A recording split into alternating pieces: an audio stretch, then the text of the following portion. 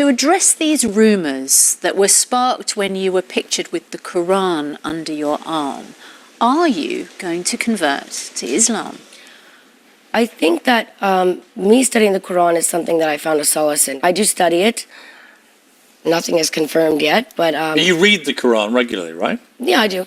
In English, or in Arabic? It's translation. But it's easier for me to learn Arabic by writing it and for prayer hour listening to it. I've noticed you've Instagrammed some sayings from Prophet Muhammad. I mean, you're taking this pretty seriously. I mean, are you in the process of potentially converting to Islam?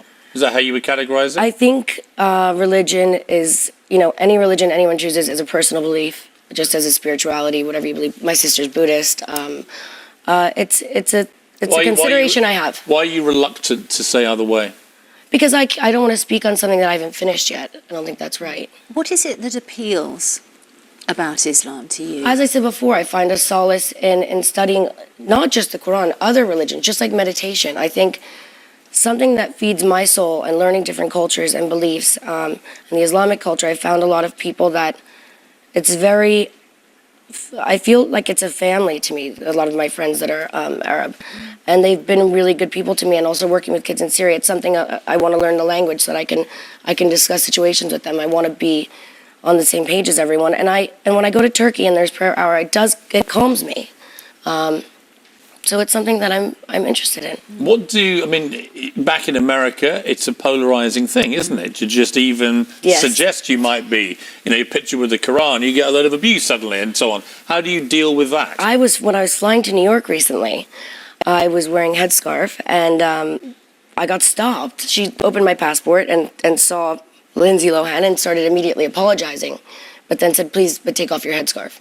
Really? Yeah, and I did. I mean, it's okay, but what scared me is that moment, how would another woman who doesn't feel comfortable taking off her headscarf feel?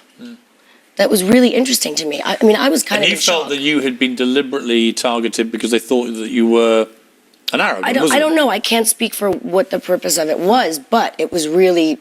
Did they take you aside, or what happened? I got double-checked until she realized. And you've never had that before? No. It was strange. Did that freak you out a bit? It did. It did.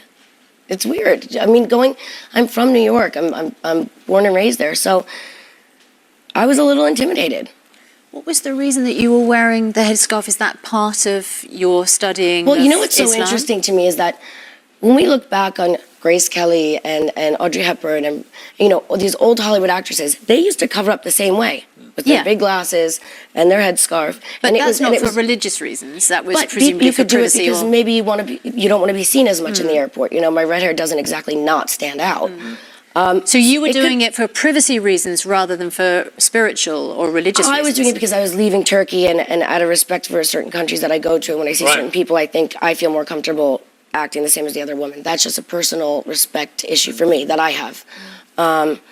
And so I had it on, and it was also really early, but I felt more comfortable that way. And then you